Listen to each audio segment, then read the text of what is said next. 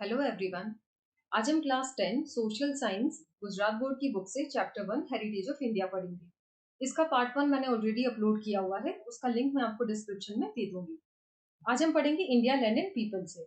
Primitive man came into existence in east and south Africa. तो जो आदि मानव थे उनका अस्तित्व ईस्टर्न साउथ अफ्रीका से हुआ, उनका जो एग्जिस्टेंस है वो ईस्टर्न साउथ अफ्रीका से हुआ। Mesmerized by varied and prosperous heritage, many foreign tribes came to India. सो हमारा वेरीड और प्रॉस्परस हेरिटेज देख के, हमारा समृद्ध और डाइवर्स हेरिटेज देख के बहुत सारी फॉरेन ट्राइब्स इंडिया से मेस्मराइज्ड हुई, आकर्षित हुई, अट्रैक्ट हुई और इंडिया में आई। Consequently the remains of all tribes are found here. और इस वजह से ऑलमोस्ट सभी जाति के रिमेन्स इंडिया में पाए जाते हैं। The Dravidians were considered to be the most ancient people of India. और जो द्रविड़ है, द्रविड़ जो प्रजा है, उसको सबसे पुरानी प्रजा मानी जाती है, most ancient people of India. But the modern researchers of linguistic and anthropology have proved that even before the Dravidian, 6 more tribes came and settled in India. So according to modern researchers of linguistic and anthropology, उनके according उनका क्या मानना था कि Dravidian से पहले 6 और अलग अलग तरीके की ट्राइब्स, अलग अलग तरीके की प्रजाति इंडिया में आई और सेटल हुई। लिंग्विस्टिक का मतलब होता है जो भाषा या भाषा विज्ञान से संबंधित होता है, उनको लिंग्विस्टिक कहते हैं।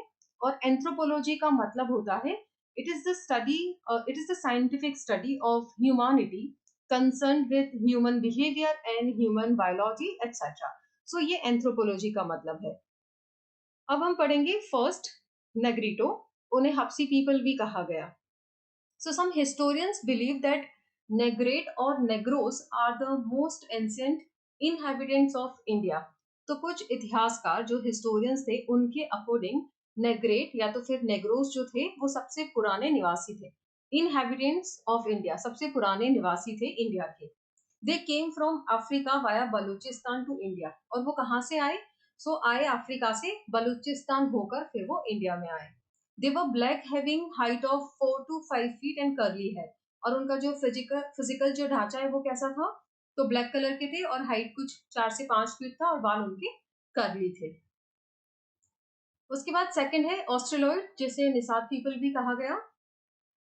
People of this tribe came from south east Asia. और ये जो थे, ये जो प्रजाति थी ऑस्ट्रेलॉइड, ये कहाँ से आई? तो ये साउथ ईस्ट एशिया से आई।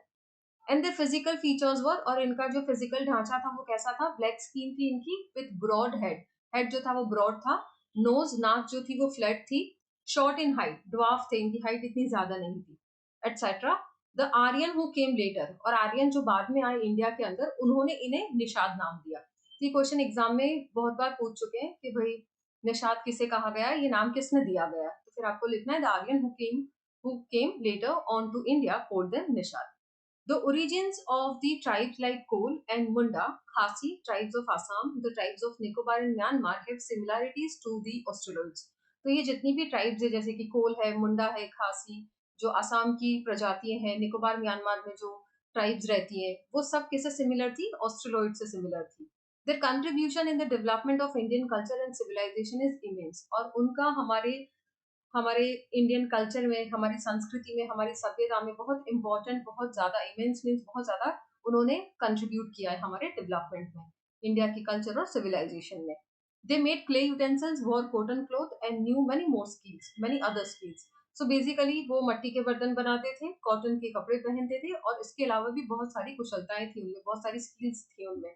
दे had great religious beliefs too, और वो काफी ज्यादा धार्मिक चीजों में बिलीव भी रखते थे, धार्मिक मान्यताएं भी थी उनकी अपनी खुद की। उसके बाद है the Dravidians. So Dravidians were considered to be the creator of Sindhu valley civilization of Mohenjodaro and the direct descendants of stone age culture.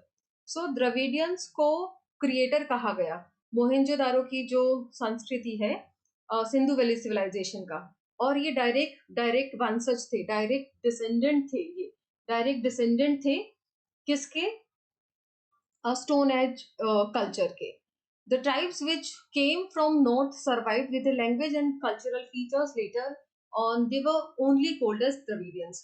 So the tribe which came from north, कहाँ से आई? नॉर्थ में से, और सर्वाइव भी किया अपनी भाषा और अपने कल्चरल फीचर्स के साथ, और बाद में उन्हें क्या कहा गया? द्रविडियंस नाम उनको दिया गया।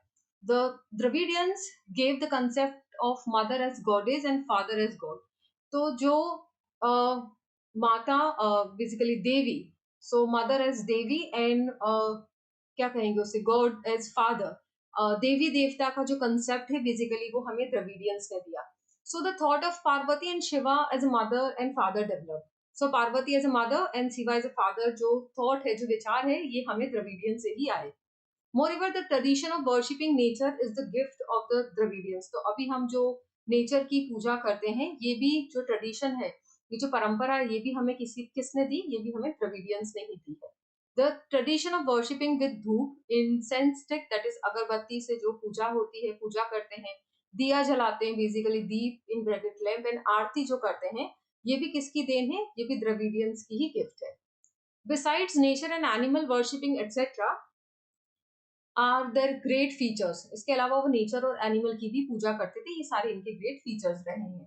Originally deities of Dravidians have been accepted by Aryans and were re-established by them as a god of culture with pace of time. So with originally deities of Dravidians means जो Dravidians के god थे, जो भगवान थे, वो Aryans ने भी accept किए और फिर उनका री-एस्टेब्लिशमेंट हुआ, पुनः स्थापना हुई उनकी, और as a god of culture with pace of time. जैसे जैसे टाइम गया वैसे वैसे री-एस्टेब्लिशमेंट हुआ. Under the tremendous influence of North, Aryan culture was deeply internalized by the Dravidians. So basically North का काफी influence था. इस वजह से आर्यन कल्चर जो था वो डीपली, मतलब अंदर तक द्रविडियंस के बैठ गया. Hence intercaste marriages took place. तो पहले इंटरकास्ट मैरिजेस नहीं होती थी, फिर वो भी होने लगी. Dravidians had matriarchal system of family. जैसे कि अभी पैट्रियार्कल होता है कि सपोज अगर फादर की जो भी विरासत है वो बेटे को मिलती है, बट द्रविडियंस में ऐसा नहीं होता था. मम्मी की जो भी हेरिटेज होगी या जो भी उनकी संपत्ति होगी वो बेटी को मिलेगी. सो वैसा वाला सिस्टम था जिसे मैट्रियार्कल सिस्टम कहते हैं. Dravidians progressed a lot in different crafts and arts like building of boat and raft, weaving, spinning, dyeing, etc.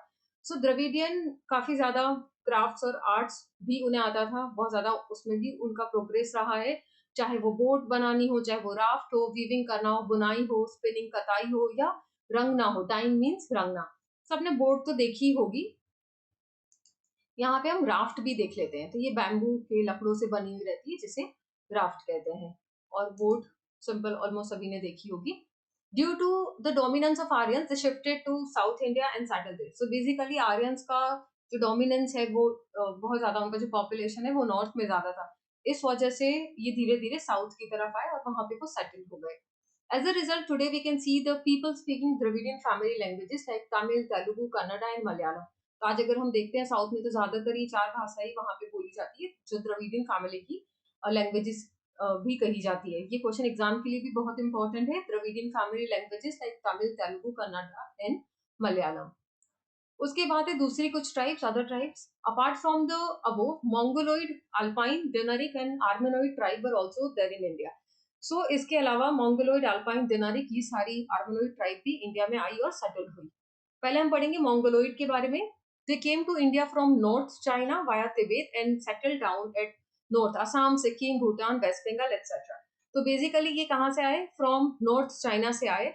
और कौन से रास्ते से आए? तिब्बत से. और फिर सब अलग अलग जगहों में, जैसे कि नॉर्थ असम है, सिक्किम है, भूटान है, वेस्ट बंगाल में सेटल हो गए. दे ग्रेजुअली इंडियनाइज देमसेल्व्स, और धीरे धीरे वो इंडियन हो गए. Mongoloid people possess the physical characteristic. उनका जो अगर फिजिकल ढांचा आप देखो तो उनका जो कम्प्लेक्शन है, मतलब उनकी जो स्किन का कलर है वो थोड़ा पेल होता है, येलो कलर होता है. फेस उनका फ्लैट रहता है.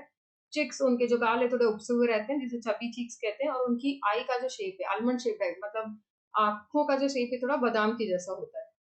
Mongoloids were of yellow complexion and they were known as Kirat और Kirat. तो मंगोलोइड का जो कम्प्लेक्शन है वो येलो कलर का रहता है, थोड़ा हल्का सा पीला कलर होता है, इस वजह से उन्हें किरात कहा गया. ये क्वेश्चन भी एग्जाम के लिए बहुत इंपॉर्टेंट है, कई बार ये बोर्ड में भी आ चुका है. Alpine, Dinaric and Armenoid, this people migrated from central Asia. तो ये माइग्रेट किया इन्होंने सेंट्रल एशिया से, ये इंडिया में आए. All this three tribes have similarities, और तीनों के तीन ऑलमोस्ट बहुत ज्यादा सिमिलर है एक दूसरे से. The origin genes of these tribes are found in a large number in Gujarat, Saurashtra, Maharashtra, Bengal and Odisha. तो इनके जो अंश हैं ये आप कहाँ पे मिले, कहाँ पे फाउंड हुए? तो ज्यादातर इनके जो अंश हैं वो गुजरात, सौराष्ट्र, महाराष्ट्र, बंगाल और उड़ीसा स्टेट में पाए गए और उड़ीसा को पहले उड़ीसा कहा जाता था, फॉर्मरली नोन एज उड़ीसा। उसके बाद fifth one, Aryans. The Nordic Aryans were the creators of Aryan civilization in India. So Aryan civilization, Aryan संस्कृति के जो creators थे वो Nordic Aryans थे. Hindus were called Aryans in the ancient time. तो past में, प्राचीन काल में Hindus को Aryans कहा जाता था. And the area where they were densely populated was called Aryavrata. और जहाँ पे Hindus, जहाँ पे Aryans रहते थे एकदम densely populated, उनकी बस्ती बहुत ज्यादा होती थी, तो उस एरिया को आर्यव्रता कहा जाता था. As 7 rivers were flowing over there, वहाँ पे 7 नदियां बहती थी. So that region was named as Sapta Sindhu. इस वजह से उस जगह को सप्त सिंधु भी नाम दिया गया. As 7 rivers were flowing over there.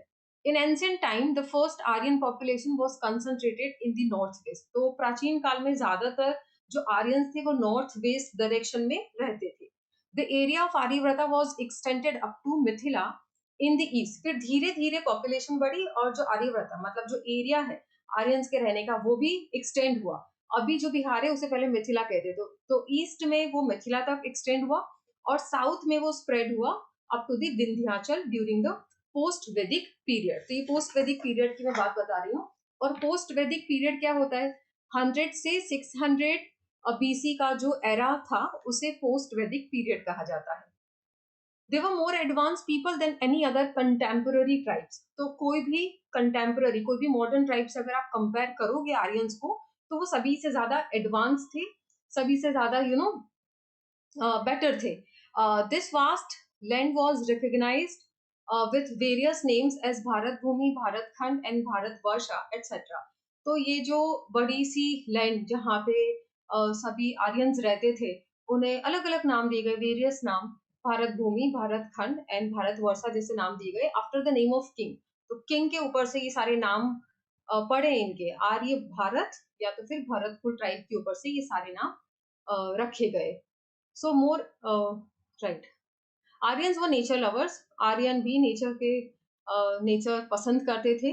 They loved and worship the trees, the rivers, the mountains, the sun and the wind and the rain. So almost वो सभी की पूजा करते थे, चाहे वो पेड़ हो, नदी हो, माउंटेन्स हो, सन हो, हवा, बारिश, सभी की पूजा करते थे Aryans.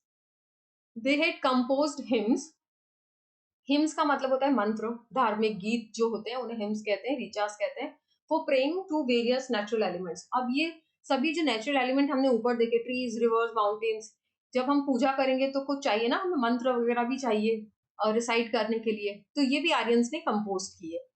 In due course of time, some religious ceremonies like recitation of Vedas, performing yajna and other activity became prevalent in India. और धीरे धीरे फिर समय के साथ और भी ज्यादा रिलीजियस सेरेमनीज होने लगी, जैसे कि वेदास को रिसाइट करना, पढ़ा जाना, और यज्ञ वगैरह करना, और इसके अलावा भी बहुत सारी रिलीजियस एक्टिविटीज थी वो प्रिवेल हुई इंडिया में. There was a fine amalgamation of those tribes with a specific style of living and harmonious culture was formed. तो जितनी भी ट्राइब्स थी उनके बीच में एक बहुत ही अच्छा फाइन अमालगमेशन हुआ. सो जितनी भी ये ट्राइब्स हैं वो आई, इंडिया में सेटल्ड हुई, मिंगल्ड हुई, और इतना अच्छा उनका अमालगमेशन हो गया एक दूसरे के साथ, एक हार्मोनियस कल्चर बना के रहने लगे सभी मिलके, which give India a glorious and prosperous heritage. और उसकी वजह से हमारा हेरिटेज और ज्यादा प्रॉस्परस और ग्लोरियस हुआ, और ज्यादा समृद्ध हुआ, और ज्यादा ग्लोरीफाई हुआ. This foreigner and India tribes amalgamated in such a way over a long period of time that they lost their own individual identity through intercaste marriages. और एक टाइम तो ऐसे आया कि सारी फॉरेनर्स और इंडियन ट्राइब्स मिल गई और अपनी जो एक इंडिविजुअल आइडेंटिटी है वो भूल गई, और इंटरकास्ट मैरिजेस भी होने लगी. जैसे कि अभी आप देखो तो हमें नहीं पता कौन द्रविडियन से, कौन आर्यन से, कौन मंगोलोइड है, लाइक हम इस तरीके से रहते हैं. So outsiders and local people were greatly influenced by languages, script, names and religious beliefs et cetera. तो जो भी आउटसाइडर्स थे या लोकल पीपल, सभी लोग हमारे इंडियन कल्चर से, उसकी भाषा से, उसकी लेखन कला से, उसके नाम से, और हमारे जो रिलीजियस बिलीफ है, हमारे जो मान्यताएं हैं, उन सबसे बहुत अट्रैक्ट हुए, बहुत ज्यादा इन्फ्लुएंस भी हुए. Played a vital role in Indianising this foreigners. और ऐसे ही मतलब सब कुछ अपनी अपनी ओन आइडेंटिटी भूल के अभी हम सब भारतीय हो गए हैं. अभी कोई ऐसा नहीं कि आउटसाइडर्स है, ये लोकल पीपल है, अभी हम सब इंडियंस हैं. Since ancient times, a composite culture has been created in India. तो प्राचीन काल से ही हमारे जो कल्चर है वो काफी मिक्स्ड है, काफी कंपोजिट टाइप का हमारे कल्चर क्रिएट हुआ है इंडिया में. They all then become Indians, और अभी हम सब इंडियंस हैं. In short, in ancient India, the amalgamation of various cultures enriched and Indian culture by making it variegated and prosperous. तो इस तरीके से सब different tribes मिलकर एक amalgamation बना सभी culture का, और ज्यादा हमारा जो culture है वो enriched हुआ, prosperous हुआ, और वैसे हमारा culture और ज्यादा rich हुआ. उसके बाद है preservation and conservation of heritage. Each aspect of Indian heritage made India eye-catching, picturesque and attractive. ये तीनों वर्ड के मीनिंग अकॉर्डिंग टू मी तो सेम ही है. Eye catching means also according to me attractive. Wait a minute. So ये तीनों के meaning same ही है. अट्रैक्टिव है, इंडिया का जो कल्चर है वो बहुत अट्रैक्टिव है. Heritage broad glory to the nation. तो हेरिटेज जो है वो ग्लोरी लाता है नेशन के लिए. हमारा जो हेरिटेज है वो लोग वेट हाँ. सो हेरिटेज की वजह से बेसिकली हमें प्राउड फील होता है. India attend a leading position in the world by keeping it's rich heritage protected and preserve. तो हेरिटेज तो बहुत बड़ा है हमारा, बहुत सारा है. हमने दोनों हेरिटेज पढ़े, cultural as well as natural heritage. So उसको प्रिजर्व करना और प्रोटेक्ट करना भी बहुत इंपॉर्टेंट होता है. तो उसमें भी हमारा लीडिंग नंबर आता है. ये सारे हेरिटेज को प्रोटेक्ट और प्रिजर्व भी करके रखते हैं हम, ताकि जनरेशन टू जनरेशन हमारा जो हेरिटेज है वो देख सके. Thus, it is the primary and pious duty of every citizen of India to see that nobody harms the ancient memorials and also to preserve places having historical importance and values. तो ये हमारी primary मतलब हमारी पहली और पायस मतलब पायस means पवित्र duty बनती है कि एवरी सिटीजन ऑफ इंडिया की, हर एक की, आपकी मेरी सभी की, कि कोई भी हमारे ये जो एंशिएंट मेमोरियल्स है, बहुत सारे हमने मेमोरियल्स देखे, पैलेसेस, महल, फोर्ट्स, मॉन्यूमेंट्स, ये सभी को हमें प्रिजर्व करना है, प्रोटेक्ट करना है, इसको हार्म नहीं करना है. And also to preserve places having historical importance, और जिसकी भी हिस्टोरिकल इंपॉर्टेंस है, जो वैल्यूज है, उसको भी हमें प्रिजर्व करके रखना है. In our constitution, the fundamental duties of Indian citizens are mentioned in Article 51A. In that 6, 7 and 9 describe the following duties for the preservation of our cultural heritage. So basically constitution में भी हमारी humans मतलब humans basically Indians की, हमारे Indian citizen की क्या fundamental duties है, हमें क्या करना है, हमें किस तरीके से हमारे कल्चरल हेरिटेज को प्रिजर्व करना है, वो भी मेंशन किया गया खास आर्टिकल 51A में, और उसके सेक्शन है 6, 7 एंड 9. सो ये क्वेश्चन भी बहुत इंपॉर्टेंट है. एसक्यू में या एमसीक्यू में इस तरीके के क्वेश्चन पूछे जाते हैं. और यहाँ पे कुछ पॉइंट्स दिए गए हैं. To understand the importance of our harmonious culture, prosperity and preserve it. तो सबसे पहले तो इतना जो हमारा रिच कल्चर है, हार्मोनियस कल्चर है, उसको समझने की कोशिश करें और कितना वो प्रॉस्पर है, और फिर उसको प्रिजर्व करें. प्रॉस्पेरिटी मीन्स कितना वो समृद्ध है, और उसको हमें प्रिजर्व भी करके रखना है. Maintain the forest, tanks, reverse, Pond's and the wild animals. ये सभी को हमें मेंटेन करना है, चाहे वो जंगल हो, टैंक्स हो, नदियां हो, पॉन्ड्स हो, वाइल्ड एनिमल्स हो, बर्ड्स हो, along with maintaining the natural environment. और साथ साथ में हमें हमारे नेचर को, हमारे एनवायरनमेंट को भी प्रिजर्व करना है, उसको भी मेंटेन करना है. And show compassion for all the living creature. और हमें कंपेशन भी दिखाना है, मीन्स दया की भावना रखनी है हमें सभी के लिए, सिर्फ ह्यूमंस के लिए नहीं. For all the living creatures मतलब जितने भी इंसेक्ट्स हैं, एनिमल्स है, जितना भी लिविंग क्रिएचर्स है अर्थ पे, वो सभी के लिए हमें दया की भावना रखनी, कंपेशन रखना है.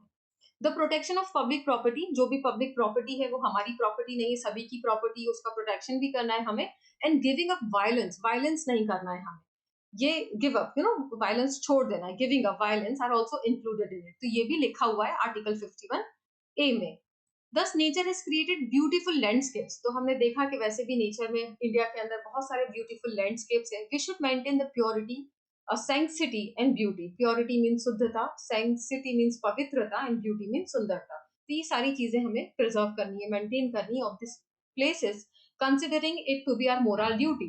और ये हमारी मोरल ड्यूटी है, इसे प्रिजर्व करना, इसे अच्छे से प्रोटेक्ट करना. The Indian heritage is an outcome of the development of the people of India over a long period of time. तो जो भी आज अगर हम इंडिया का हेरिटेज देख रहे हैं, ये जो भी आउटकम है, तो ये एक बड़ा सा आज का नहीं है. कभी भी हेरिटेज एक दो दिन में या एक दो साल में नहीं बनता है. एक बहुत लंबी सी प्रोसेस होती है. बहुत पुराना हमारा जो हिस्ट्री है वो बहुत पुराना है. इस वजह से हमारा कल्चर भी इतना रिच है. Nature has generously donated abundant prosperity to India. और नेचर ने सच में हमें बहुत कुछ डोनेट किया. अबंडेंट बहुत ज्यादा प्रॉस्पेरिटी, बहुत ज्यादा समृद्धि हमें दी हुई है, इंडिया को दी हुई है. India achieved invaluable opportunity in all the fields. तो हम हर एक फील्ड में हमारे पास अपॉर्चुनिटी है ग्रो करने की.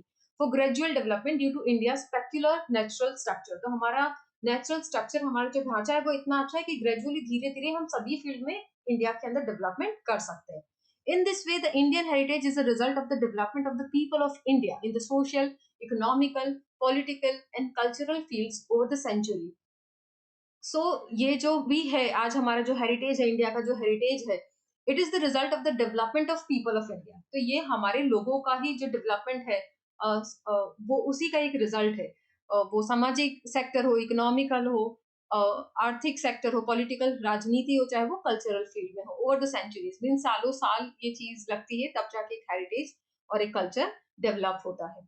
अब आज हम इस वीडियो में इतना ही रखते हैं। नेक्स्ट वाली वीडियो में मैं आपको एक्सरसाइज की जो सारे क्वेश्चंस हैं इसके आंसर्स के साथ आपको हर एक क्वेश्चन एक्सप्लेन करूंगी। लाइक जितना भी एक्सरसाइज में है 1 2 3 हियर, देन 1 2 3, उसके बाद यहाँ पे भी 3 आंसर्स हैं और फिर ये एमसीक्यूज है, राइट। तो अब अगला जो वीडियो होगा इसका पार्ट 3 का होगा और इसमें मैं आपको पूरा एक्सरसाइज एक्सप्लेन कर दूंगी। सो ये वीडियो हम यहीं पे एंड करते हैं।